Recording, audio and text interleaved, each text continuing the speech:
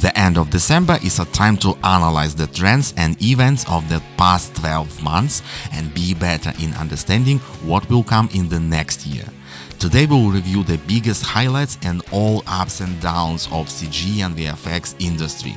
My name is Alex Andrew, you are on my channel, and let's remember what is so special about 2025. The beginning of the year shuddered the whole industry with the news about the end of Technicolor company, the true icon of the Hollywood's golden age. Technicolor was at the origins of the film industry and played a key role in the emergence of color cinema.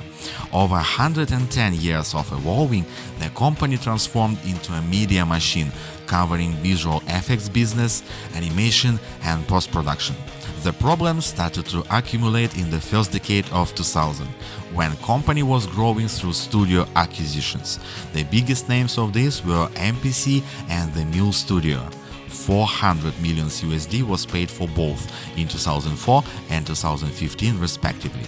Along with that, the debt was keep growing too, and the serious troubles started during a COVID period, when Technicolor filed the documents for bankruptcy. Eventually, in the early 2025, company was shut down, along with all its studios, MPC, The Mill, Micros Animation and Technicolor Games. Including departments in India, amount of laid-off employees reached 10,000 people, and some of them were left with unpaid salaries. It was one of the biggest losses in the history of film and VFX industry. Along with that, during the beginning of 2025, Hollywood was in the fire of video game voice actors strike. This continued through previous strikes of Writers Guild and American Actors Guild, which took place in last 2 years. All this reflects pretty unhealthy Hollywood environment, which lost all its titles as a paradise and a dream place to work long time ago. Step by step, it starts to remind me the history of Detroit City, which was soaking with the endless money and with the time turned into abandoned, scorched desert. This video games actors strike was lasting for 348 days in total, and along with previous protests, shifted a lot of Hollywood projects including films, TV shows and video games. These protests made post-COVID recovery stage quite rough, and the film industry still haven't restored to its previous healthy condition. Yet it is still growing this year. March month brought some good news. American company Tron, which specialization is in translation and language services for films, games, law and even healthcare, made a very unexpected move. They bought 2 dying studios after Technicolor collapse, The Mill and MPC. Only French assets, so UK department and others are not included in this purchase. Still, this led both studios located in the Fifth Republic continue their activity, and MPC even published a breakdown of their recent project, The Great Arch. AI probably is the word of the year. It has entered almost all industries and people's lives, and it continues to expand. And yet not everything is moving in just one direction. Several Hollywood stars officially declined AI technology and refused to allow either face scan or voice replica. Among them Robert Downey Jr., Scarlett Johansson, Nicolas Cage, John Cusack and Emily Blunt. Additionally, the largest UK actors union voted 99% to refuse digital scans during on-set work until certain AI regulations will be developed and implemented. Similar statements are made regarding the strike by American video game voice actors, which I mentioned earlier. In contrast to this, there are an opposite wave too. Several popular actors officially licensed their voices for various AI purposes, including Matthew McConaughey, Michael Caine and others. From the movie makers' side, situation is similar. While some directors starts adding "no generative AI was used" in the credits, others praise it and accept. Among them, creator of the Avatar movie James Cameron and George Miller. All this shows a very interesting picture. By 2025, both sides, filmmakers and actors, had still not decided on their position on AI. Speaking of a film industry in general, AI marching over the Hollywood isn't easy as it was promised. This year, Lionsgate Film Company officially admitted their plans towards AI training on their media library and following generating a content are failed. The first of its kind deal between a movie studio and generative AI company, which was announced in 2024, this year faced a serious problem. In practice, it turns out that creating content for films was much more difficult than was expected. One of the reasons is that whole Lionsgate library was not enough to train AI model. Probably even beside that issue, in general, quality of such a content is beyond the crap threshold. More and more it becomes quite obvious the dream is to generate a movie or a TV series episode is just a dream. And it turns out that classical way to produce a content with the shooting is faster, cheaper, more flexible and predictable in terms of quality. Meanwhile, the first generated movie Creatures, which became a hot topic at social media and professional community, is getting for release next year.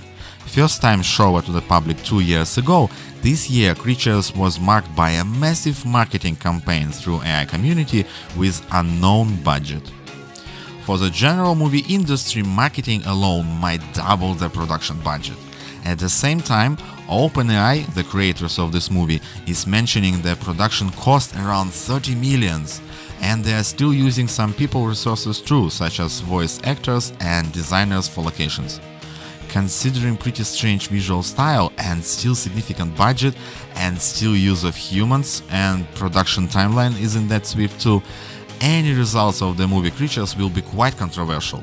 And yet, 2025 was the first year to see the marketing campaign of the AI film.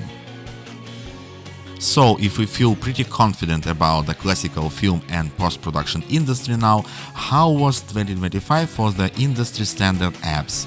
All major applications made their step forward, some of them even leap.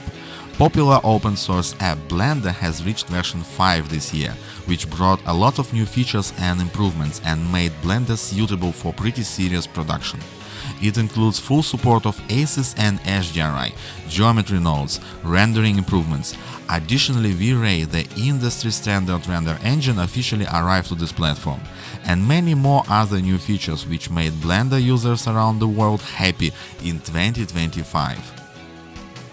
Houdini reached version 21 this year and brought massive amount of updates, but the most incredible and spectacular for audience were new Otis solver for skin and muscle dynamics, new pyro shelf with ready-to-use presets for fire and smoke effects, and the true diamond of this update was new MPM solver. This thing in 2025 led Houdini users to make really incredible effects.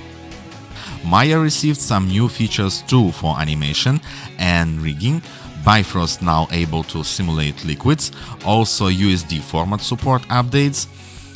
3D Max, 3D Max received some performance updates, yes, also additional button for modifier stack to pin the active one, also USD support updates, yes. Anyway, seriously speaking, most of the apps in CG industry got serious boost, breaking the limits what we have seen before and even acquired some AI features too. In other words, our industry is not going to wave the white flag in the face of generative AI. 2025 was the year of a good AI too. It is wrong to completely demonize this technology. Our industry makes huge profit from it. Recent update of the industry standard app for mate and tracking, Mocha Pro from VFX company, brought amazing features that utilizes the power of AI and significantly improves quality of the mate edges, especially in the extremely difficult areas such as moving fur, hair and motion blur. This tool isn't going to vanish workplaces at studios, but simplifies the hard work there and possibly shrink the crunches. Maya this year received few AI tools for making animators work easier. One of them, Motion Maker, that allows to generate animation with either keyframes or path travel. Another AI-driven feature, ML Deformer, which simplifies work with object deformation or rigged character. Houdini in 2025 got several AI tools as well. Couple for smoke and fire recreation of high-resolution voxel simulation from low-res cache, and another one is actually a new advanced mesher for liquid simulations, but also capable to work with grain simulations. Call it neural point surface. Render engines from Chaos such as V-Ray and Corona got few nice AI features in 2025 too. Now it is possible to generate materials for quick shading job, create gorgeous night sky view, upscale existing renders, and enhance vegetations and human appearance with multiple options for artistic control. All this thanks to AI implementation. None of these tools came to take your job, but to remove hassle, troubles, and overtimes which you had before. And at last but not least, a super tool created by Zebra AI company, actually a pair of tools, Zebra VDB and Zebra GDS. While first one makes a great job in lossless compression of heavy simulation caches, the second one makes game artists' life easier with its possibility to bring heavy animation caches to Unreal Engine. But not just AI was powering up our favorite tools in 2025.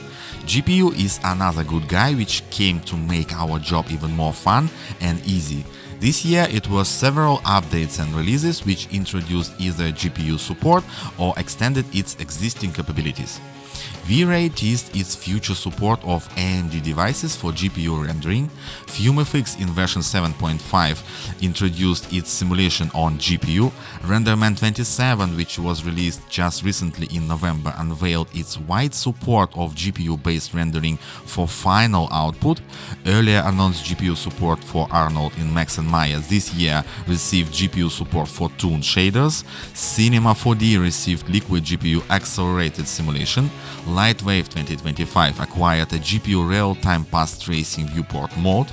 Blender 5 received enhanced GPU support for its native render engine cycles, and Ember Gen 2, which is generally a GPU-based software, in 2025 it was teased that it will get a native Apple Silicon GPU support for M-series devices, which opens doors for using Ember Gen 2 on modern Apple laptops. And all these are only for the major apps and render engines.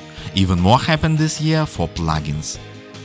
Closer to the end of this year, more loud headliners appeared in the media for CG and VFX industry.